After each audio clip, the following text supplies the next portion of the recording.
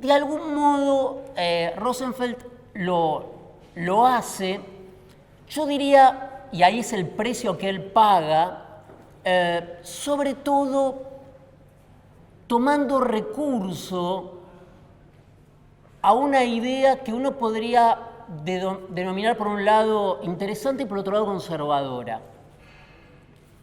La idea es tomar un personaje, Cate Blanchett en este caso, que como, no sé, como Orlando de Virginia Woolf o Forrest Gump, atraviese, un solo personaje que atraviese diferentes épocas. Esa solución inteligente por un lado y práctica,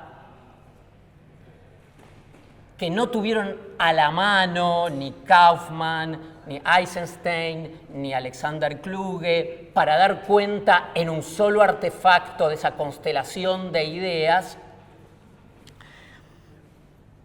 de alguna manera clausura necesariamente, gana en didactismo, gana en pedagogía. Yo diría, si tuviese que dar un curso sobre la historia del arte del siglo XX, creo que es la obra única y sola que pudiera servir para tales efectos. Sin embargo, yo creo que aquí él está pagando un precio, que es el precio precisamente de renunciar a esa totalidad que demandaba desde Schiller en la historia del arte a partir de la educación, las cartas o la educación estética del hombre.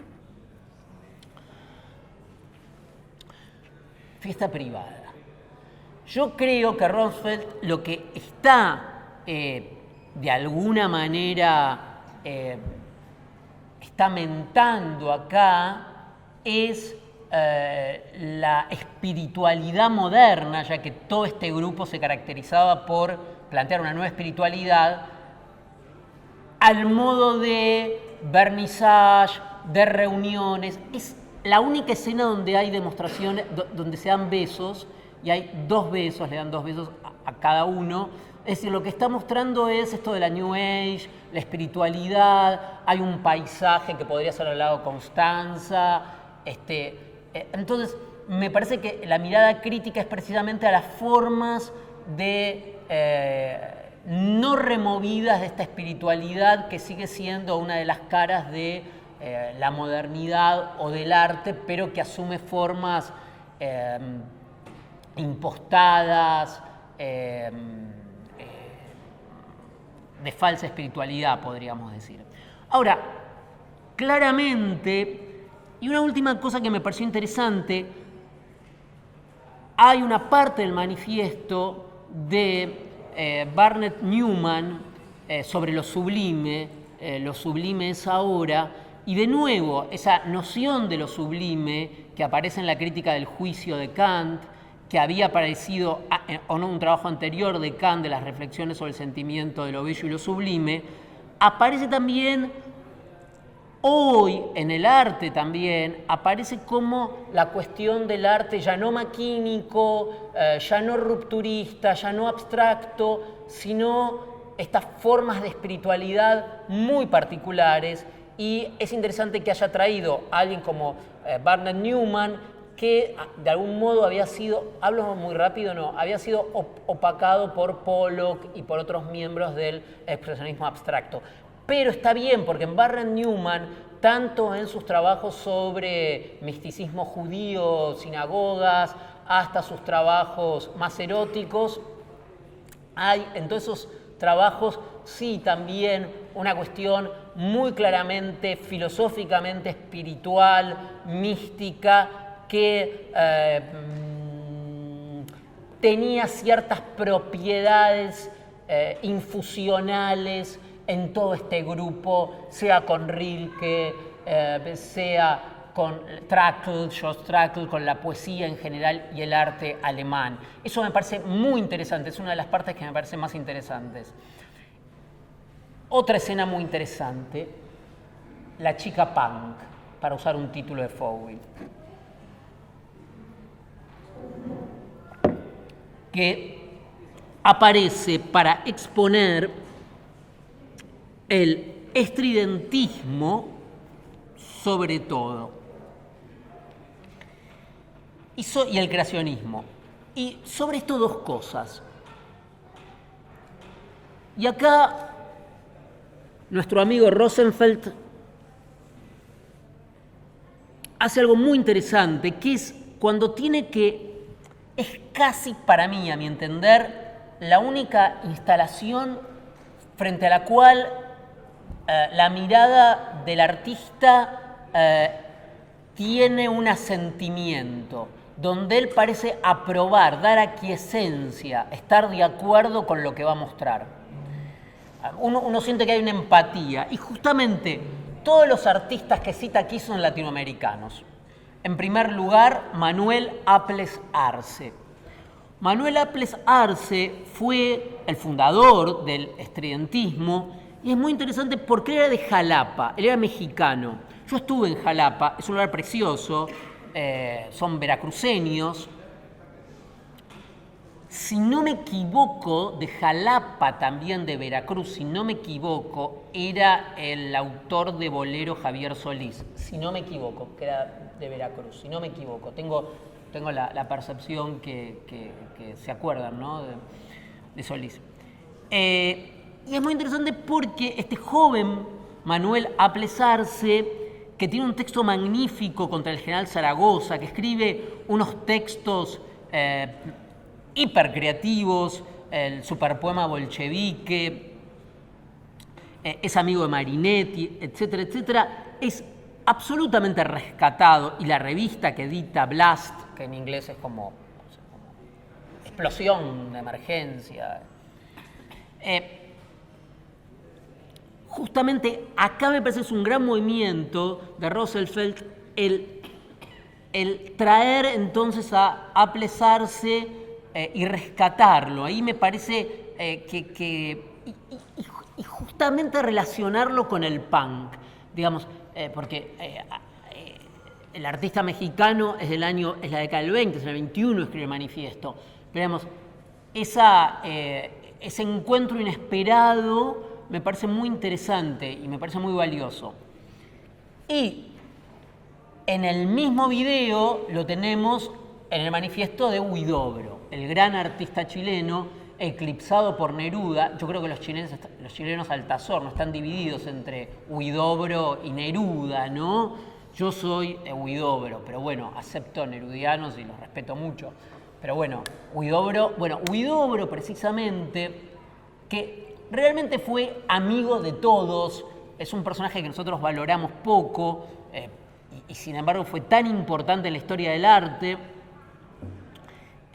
amigo de Bretón, amigo de Picabia, amigo de Tristán Tzara, es decir, un personaje interesantísimo. Altazor se consigue, es un libro que hay que leer. Y después el creacionismo, que no está citado acá, esto me sorprendió, el creacionismo también de la poesía brasilera, ¿no?, que acá no está, pero que también es tan importante. Y es muy importante pensar que el creacionismo, el estridentismo, en el caso mexicano, es un movimiento latinoamericano y es de los más interesantes de todos los que aparecen, y es el menos nihilista, que tenemos que hablar del nihilismo también, y vamos a hablar de la inanidad, ¿no?, y la modernidad, que es un gran tema aparte. Por fin, en esta misma sección aparece Nahum Gabo. Nahum Gabo, que fue muy interesante, fue un creacionista soviético que tuvo problemas con el régimen después porque su obra arquitectónica no era utilitarista, no tenía esa idea funcionalista de los soviéticos, sino yo creo sinceramente que era más antiburgués todavía que los revolucionarios. Pero bueno, eso es una discusión, ¿no? El tema, y acá me parece que hay dos cosas en la muestra interesantes y polémicas. Primero es la presencia de la muerte. Es casi una provocación, ya que hablamos de Butad y de surrealistas, presentar el dadaísmo con un funeral, ¿no? Es la escena del funeral, lo van a ver. Y ahí están todas las proclamas dadaístas. Tanto en la del dadaísmo como en la del surrealismo, digamos, no hay imaginación, no hay juego y no hay alegría. La representación, por ejemplo, del surrealismo son unos muñecos, unos títeres, que recuerdan el famoso texto, sin mencionarlo, eso lo digo yo de mi propia cosecha, de von Kleist, ¿se acuerdan? El teatro de marionetas de von Kleist. Claro, rescata el automatismo.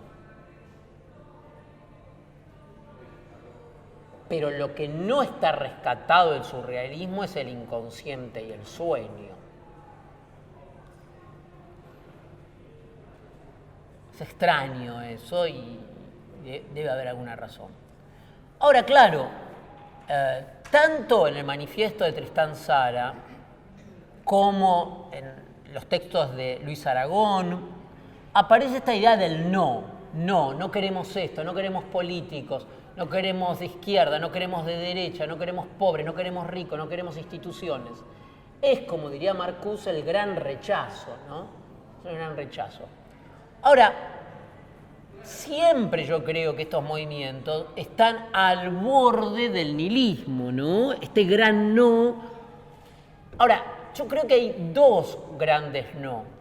Hay un no nihilista, que sí uno lo pudiera vincular a la muerte, pero yo creo que el no de los surrealistas y los dadaístas es un no creativo.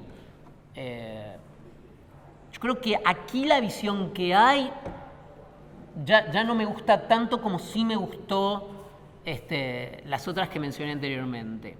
Acá me parece que tanto en la del dadaísmo con el surrealismo, en un caso con el funeral, sí, está claro el chiste de Roosevelt. El chiste es contrastar, mostrar una situación, ¿no? Y mostrar la contraria, mostrar, bueno, lo que es más claro es lo de Oldenburg, una cuestión sobre el arte pop, y mostrar una situación que es exactamente la contraria, digamos, no ilustrar.